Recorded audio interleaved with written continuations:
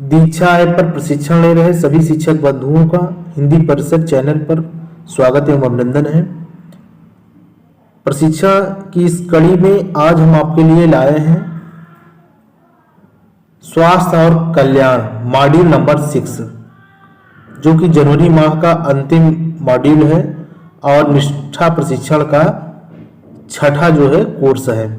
तो बिना किसी देरी के आप चैनल को सब्सक्राइब कर लीजिए, जिससे कि आने वाला हर वीडियो आपको मिलता रहे। हाँ, यदि आप कोर्स नहीं पूरा करते हैं तो डी हाउस स्तर पर आपकी जो है वेतन काटने इत्यादि की समस्याएं उत्पन्न हो सकती है। तो इस समस्याओं से बचने के लिए आप कोर्स को पूरा करने का प्रयास करें, और जिससे कि आप प्रमाण पत्र पाएं और शासन स्तर की किसी भी कार्यवाही से बच जाएं। तो आप चैनल को सब्सक्राइब कर लीजिए और बिना किसी देरी के अब वीडियो हम शुरू करते हैं।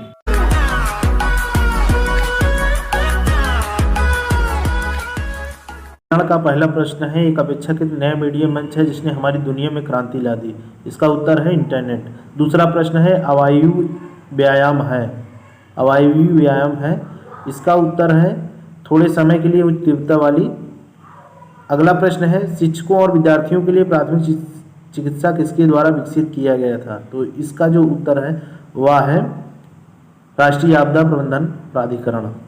अगला प्रश्न आपकी स्क्रीन पर है, हृदय और फेफड़ों की कार्य प्रणाली को कैसे सुधारा जा सकता है। इसका उत्तर है ऑक्सीजन की उपलब्धता में वृद्धि करके। अगला प्रश्न, महिला एवं बाल विकास मंत्रालय द्वारा संकटग्रस्त बच्चों के लिए निम्नलिखित में से कौन सी एक हेल्पलाइन है। तो यह है चाइल्ड लाइन 1098। अगला प्रश्न, संक्रामक रोगों के संचरण के विभिन्न तरीके क्या हैं। तो इसका उत्तर है प्रत्यक्ष संचरण, बैक्टीरिया या वायरस संक्रमण।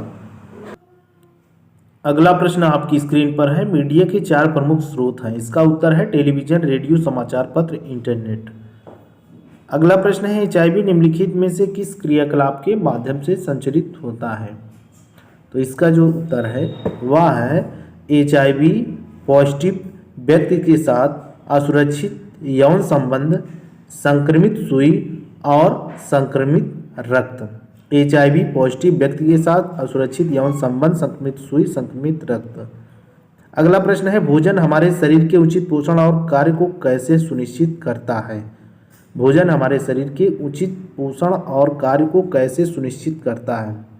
इसका जो उत्तर है वह है पेशियों का निर्माण करके, शरीर की रक्षा करके, रोगों से लड़ने में मदद करके, ऊर्जा का भंडारण करके और संतुलित आहार लेकर। तीसरा वाला, इसका जो उत्तर है वह है तीसरा। अगला प्रश्न है, किशोरावस्था में स्वास्थ्य संबंधों के प्रति सकारात्मक दृष्टिकोण कैसे विकसित किया जाता है। तो इसका जो उत्तर है वह है उनसे बात करके और उनकी चिंताओं को समझ कर। तीसरा वाला है। अगला प्रश्न है, किशोरावस्था में वृद्धि और विकास को प्रभावित करने वाले कारक कौन से हैं। तो इसका जो उत्तर है वह पहला है जैविक, मनोसामाजिक, सांस्कृतिक, सामाजिक, आर्थिक कारक। इसके बाद अगला प्रश्न है आपकी स्क्रीन पर, शरीर की ऊंचाई बढ़ाने के लिए कौन सा आसन काम करता है। तो इसका जो उत्तर है वह है वृक्षासन। ध्यान दीजिएगा, इसमें उत्तर दिया नहीं गया है और यह प्रश्न मिस हो गया था, लेकिन फिर भी यहाँ उत्तर दे दिया जा रहा है। शरीर की ऊंचाई बढ़ाने के लिए कौन सा आसन काम करता है। तो इसका जो उत्तर है वह है वृक्षासन।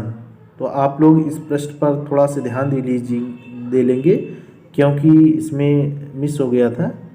तो आपको उत्तर बता दिया गया है इस प्रश्न का कि शरीर की ऊंचाई बढ़ाने के लिए कौन सा आसन काम करता है, वह है वृक्षासन। दूसरा वाला ऑप्शन सही है। अगला प्रश्न आपकी स्क्रीन पर है, सूर्य नमस्कार से ... बेहतर होता है क्या।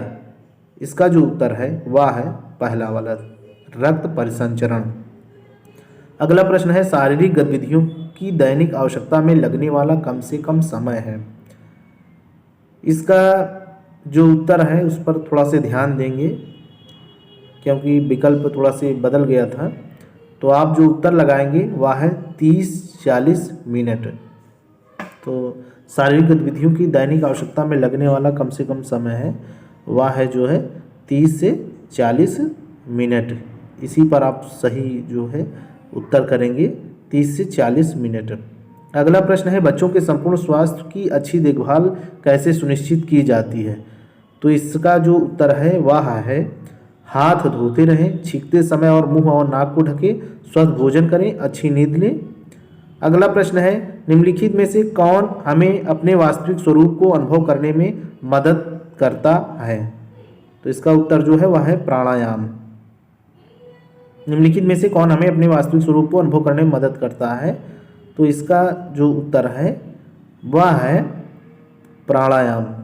ध्यान देंगे, दूसरा वाला उत्तर है इसका सही, प्राणायाम। अगला प्रश्न आपकी स्क्रीन पर आने वाला है। अगला प्रश्न है आपकी स्क्रीन पर, अहिंसा किसके सिद्धांत में से एक है? अहिंसा किसके सिद्धांत में से एक है? तो इसका जो उत्तर है वह है यम। तीसरा वाला उत्तर सही है इसमें, यम। अगला प्रश्न है निम्नलिखित में से कौन सा मनुष्य के श्वसन में शामिल होता है? निम्नलिखित में से कौन सा मनुष्य के श्वसन में शामिल होता है? इसका जो उत्तर है वह आप लगाएंगे सी, अर्थात कौन सा? डायाफ्राम। नंबर 3 है डायाफ्राम। अगला प्रश्न आपकी स्क्रीन पर है, आप ध्यान से सभी विकल्पों का चयन करते जाएंगे और आप चैनल को भी सब्सक्राइब कर लेंगे। अगला प्रश्न है किशोरावस्था से संबंधित विभिन्न मुद्दे और सरोकार क्या हैं? इसका जो उत्तर है वह है अंतिम वाला, वृद्धि और विकास, आत्मसम्मान और आत्म अवधारण, चिंता और अवसाद, पोषण संबंधी आवश्यकताएं और किसी भी प्रकार का उत्पीड़न। अगला प्रश्न है हिंसा क्या है? अगला प्रश्न है हिंसा क्या है? तो इसका जो उत्तर है वह है पहला वाला कि किसी अन्य व्यक्ति को हुई कोई भी शारीरिक, भावनात्मक, मानसिक और यौन क्षति जिसके विरुद्ध कार्रवाई की गई है, यही उसका उत्तर है।